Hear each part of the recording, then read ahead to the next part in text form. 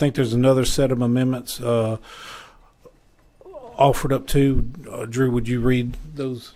Mia, would you read those in? I'm sorry, Representative, was your... Okay. Mr. Vice Chairman and members of the committee, the amendment set before the committee is coded 4563. These have been distributed and are available online. There are a total of 2 amendments that read as follows. Amendment 1 on page 3 at the end of line 12, delete or. Amendment 2 on page 3 at the end of line 13, delete the period and insert in lieu thereof a comma. And or in reasonable medical judgment, the unborn child has profound and irremediable congenital or chromosomal anomaly and cannot sustain life after birth. The diagnosis shall be a medical judgment certified by 2 qualified physicians and recorded in the woman's medical record. The medical procedure shall be performed in a licensed ambulatory surgical center or hospital. And that concludes the end of the amendment set. So, I'm sorry, let me do a little house cleaning. Representative Stagney offered those amendments up. Discussion on the amendments? Any objection on the amendments? Out of courtesy, these are not my amendments, but there is a physician here that filled out a court that notified me he filled out a court for this amendment, Mr. Chairman. So out of courtesy, I want to let the chair know there is someone here that is here for Stagney's amendment. If I have to relinquish the chair, I will, but I didn't want to not say that since he made me aware of it outside. Thank you. And Representative Carter has a question.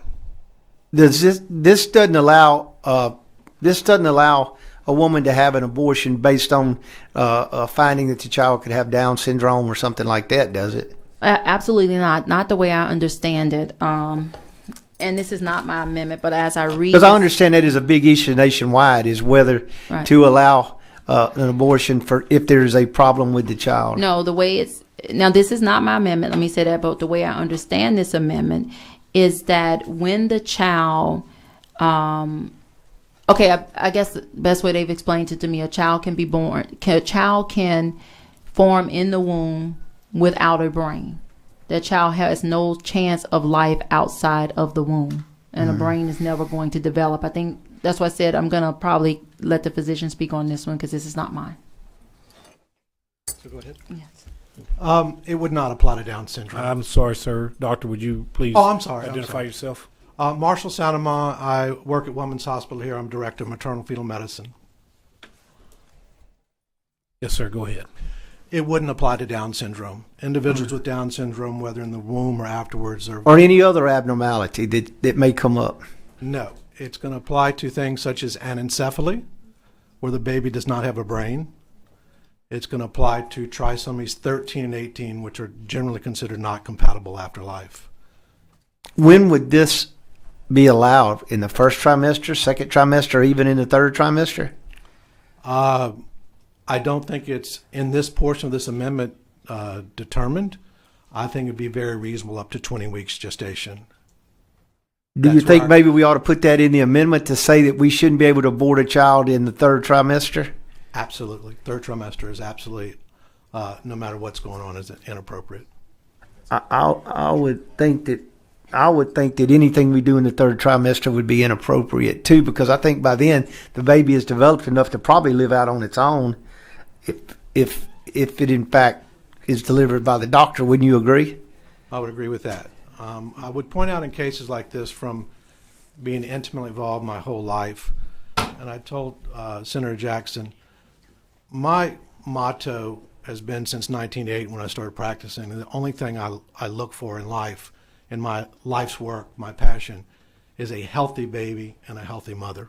But unfortunately, sometimes nature controlled by God throws me a curveball I cannot hit. And there's something that a child in utero has something it's not going to survive. And if it does survive, the quality of life would be very poor.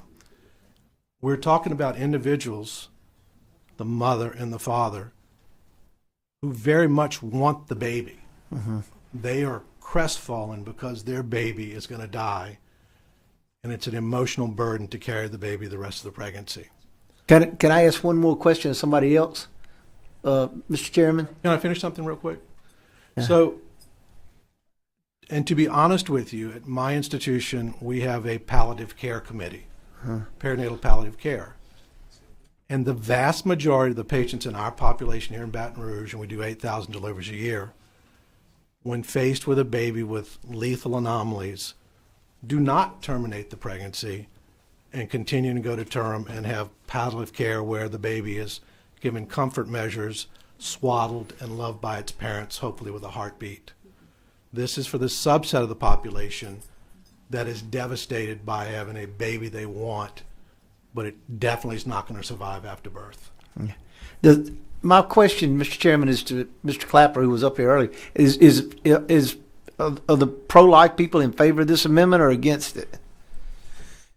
Me? No, Mr. Clapper.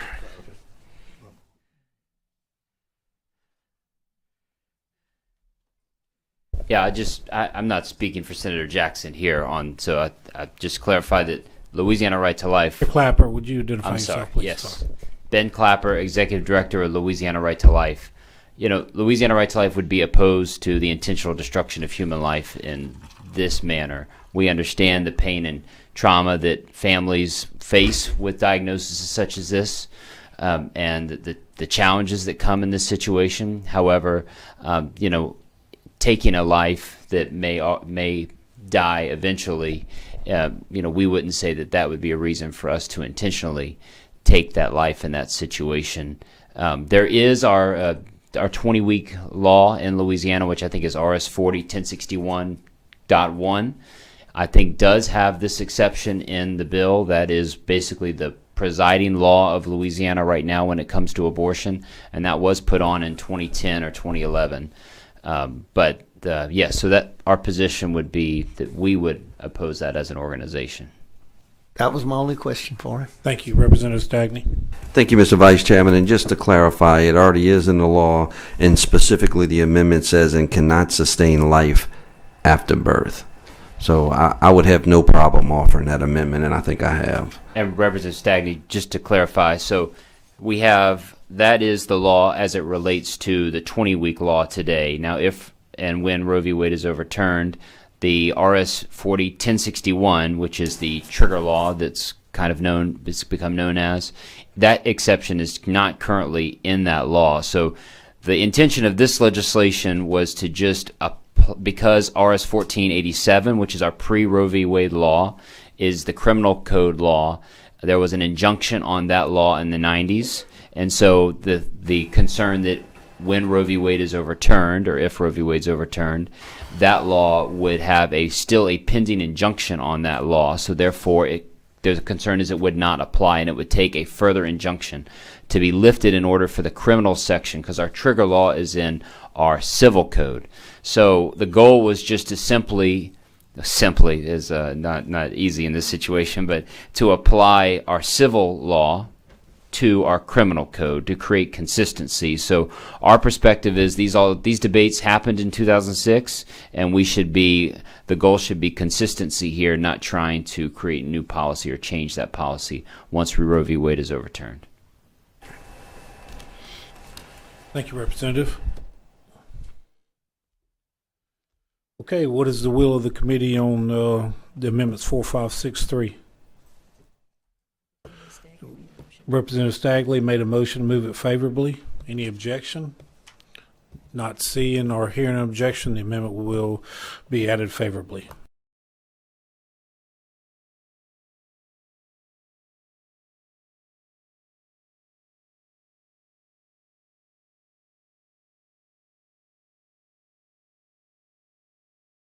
House Bill 440 by Representative Phelps, Title 17, School Curricula to require public schools to incorporate eating disorder instruction. Representative Phelps. Thank you, Mr. Speaker. This is just I would say a simple bill asking for a curriculum added on in health to our middle and high schools to talk about eating disorders, which have causes of biological effects, psychological, and social effects. Age-appropriate curriculum, and I do have an amendment.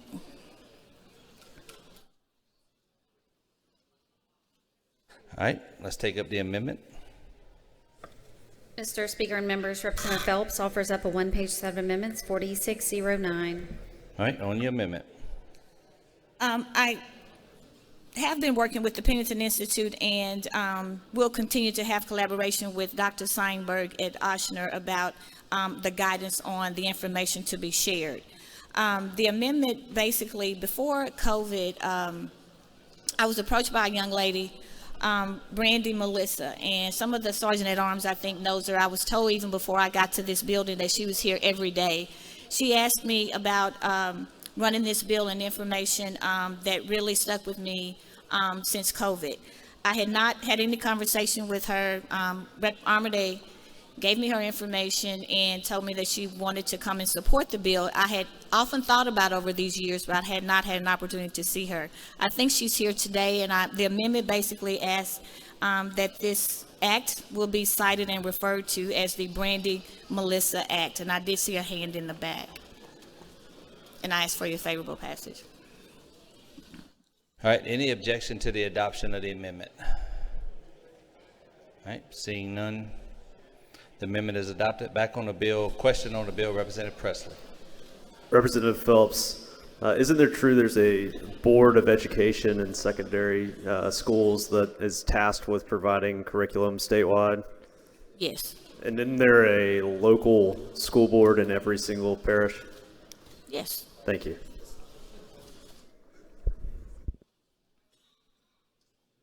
All right, there are no more questions. Representative Phelps moves final passage. All those in favor vote yea. Those opposed vote nay. The clerk will open the machines. Members, vote your machines. Vote your machines, members. Bishop, yes. Glover, yes. Lyons, yes. Selders, yes. Desatel, yes. You through voting, members? Greg Miller, yes. Nelson, yes. Through voting? Echoes, yes. All right, close them up. 70 yeas, 24 nays, and the bill is finally passed. Representative Phelps moves to adopt the title.